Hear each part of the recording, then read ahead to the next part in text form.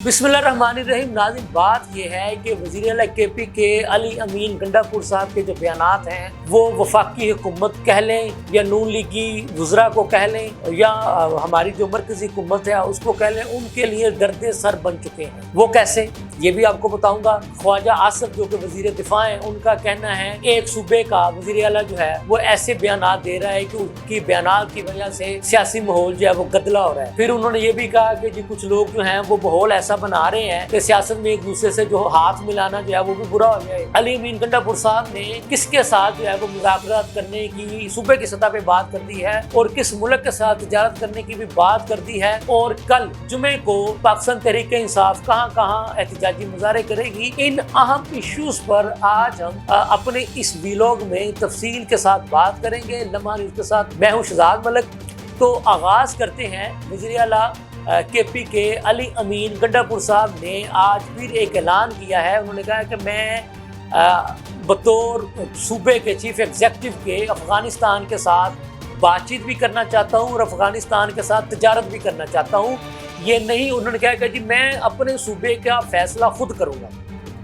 फिर उन्होंने साथ ही अपनी पुलिस को ये भी हुक्म दे डाला है कि अगर वो किसी मुजरिम या मुलजिम को पकड़े तो वो उसको किसी के हवाले ना करें। अगर मेरे सूबे की पुलिस अपने पकड़े हुए किसी मुलजिम को किसी दूसरे के हवाले करेगी तो मैं उसके खिलाफ एक्शन लूँगा। फिर उन्होंने अली अमीन गंडापुर साहब ने सॉफ्टवेयर अपडेट करने की भी बात की है।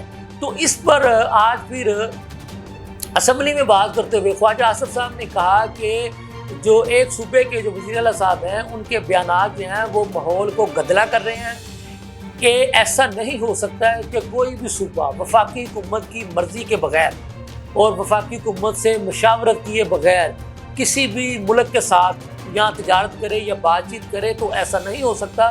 ख्वाजा आसिफ साहब का कहना था कि अली अमीन गंडापुर साहब जो है वो ऐसे बयानात ना दें कि जिनकी वजह से फिर कल को हम सब के लिए मुश्किलात पैदा हों।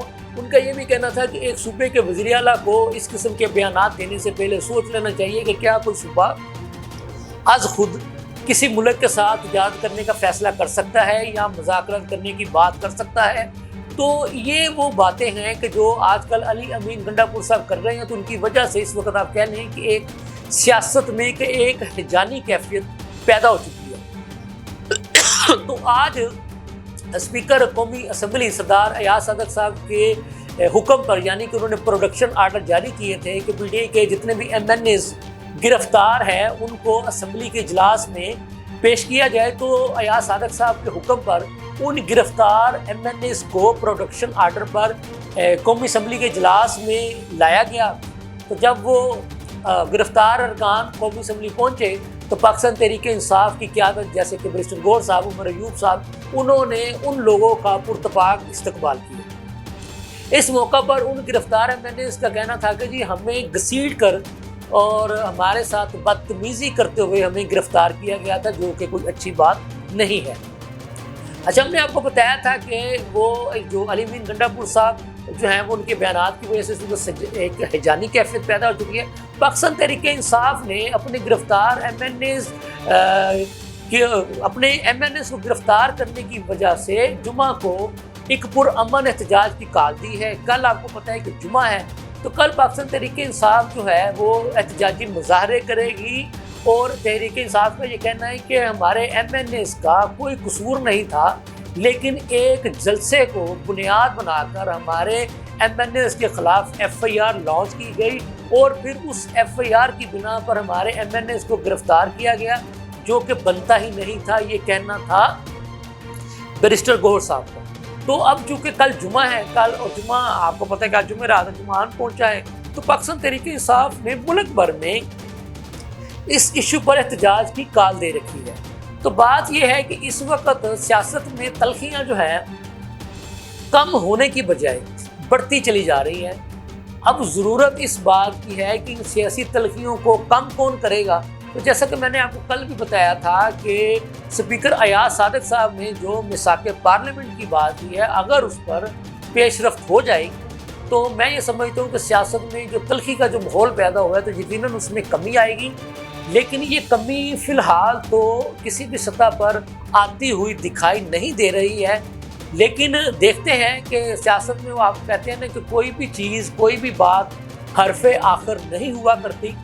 بہرحال برف جو ہے اس کا کام ہی ہوتا ہے کہ اس نے پگھلنا ہی ہوتا ہے، جتنی مرضی اس برف میں سختی آ جائے، لیکن آپ کو پتہ سختی بھی جو ہے وہ ایک حد تک جاتی ہے اور اس کے بعد اس سختی نے پھر نرمی میں جو ہے وہ واپس آنا ہی ہوتا ہے. تو میں امید کرتا ہوں کہ اس وقت ہماری سیاست میں جو تلخی کا جو ماحول پیدا ہو چکا ہے اس میں نرمی پیدا ہوگی اور سیاستدان ایک دوسرے کے ساتھ بیٹھیں گے اور ان کو بیٹھنا بھی چاہیے. جیسا کہ خواجہ آصف صاحب کہہ رہے ہیں کہ اس وقت ایسا ماحول بنانے کی کوشش کی جا رہی ہے سیاسی طور پر کہ کوئی بھی سیاستدان ایک دوسرے کے ساتھ ہاتھ بھی نہ ملائے، نظر بھی نہ ملائے.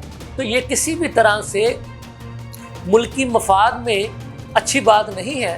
تو میں سمجھتا ہوں کہ 2 قدم حکومت کو بھی آگے بڑھنا چاہیے اور 2 قدم کی بجائے 4 قدم آگے بڑھ کر پاکستان تحریک انصاف کو بھی حکومت کے ساتھ بیٹھنا چاہیے.